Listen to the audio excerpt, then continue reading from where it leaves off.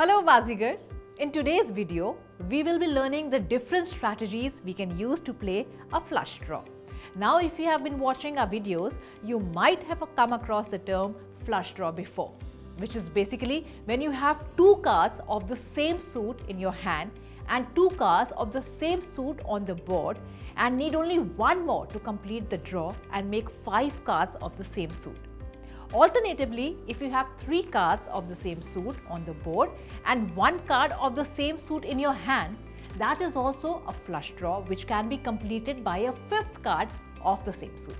If you want to learn more about draws, check out our video titled Draws in Poker. Now let's take an example. Suppose you raise on the button with 9 of hearts, 10 of hearts, and the big blind calls. The flop is Queen of hearts, Ace of spades, 7 of hearts. Your opponent checks. Here you have a flush draw, and since your opponent has checked, you should go ahead and bet so he thinks you have an ace and folds. Now let's say your opponent calls and the turn is a 6 of hearts. Now you have improved your hand by completing your flush. So here you can bet big with your flush. Your opponent calls and the river is a 3 of hearts. Now since there are 4 hearts on the board, any ace of hearts, King of hearts, Queen of hearts or Jack of hearts will give our opponent a better flush. So if your opponent bets, you can fold, and if he checks, you can check back and see a showdown. Let's take a similar example. Suppose you raise on the button with Ace of hearts, 5 of hearts, and the flop is 9 of hearts, Queen of hearts, 7 of hearts. Here you have an ace high flush, which is the strongest flush possible. So you should try to bet and get as many of your opponent's chips in the pot as possible. Now let's talk about a twist in the story, which is not necessarily bad for you, but you should know how things have changed. Say the turn is 9 of diamonds, which pairs the board. Now since we know that paired boards present the possibility of an opponent having a full house, we need to proceed with caution. We don't need to be afraid, just be careful. If the opponent is still checking, chances are we are still ahead. Now comes a twist that should definitely make you step back and look at the situation and think through what your opponent might have here. Say the river is Queen of spades. Now we have 2 pairs on the board and it is very easy for our opponent to have a full house which beats our flush. Now any queen or 9 in the opponent's hand will make a full house for him.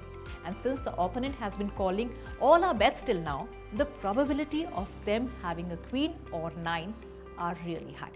We are still beating a lot of small flushes, but we cannot continue in this hand if our opponent suddenly decides to make a big raise here.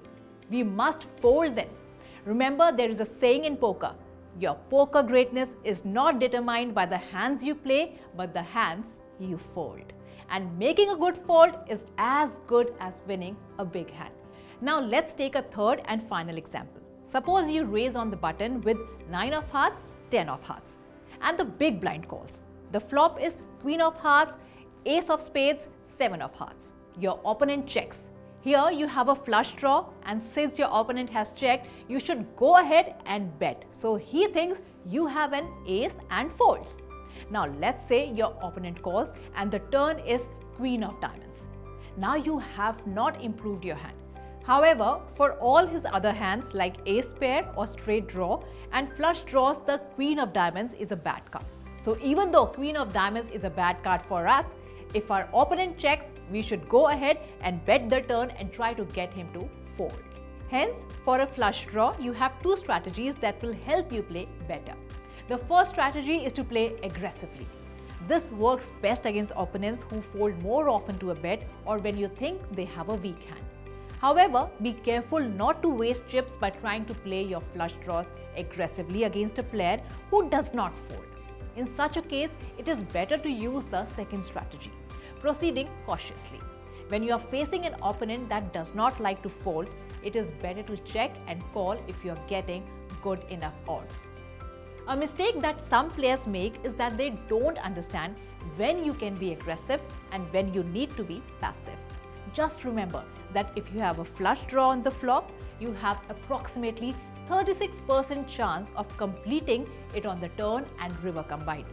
Combining that knowledge with your ability to understand whether your opponents will fold your bets will determine how you should proceed with your flush draws. And with that, we come to the end of this video. I hope you are now familiar with how to play a flush draw. Stay on for learning the other finer aspects of poker. We will see you in the next video.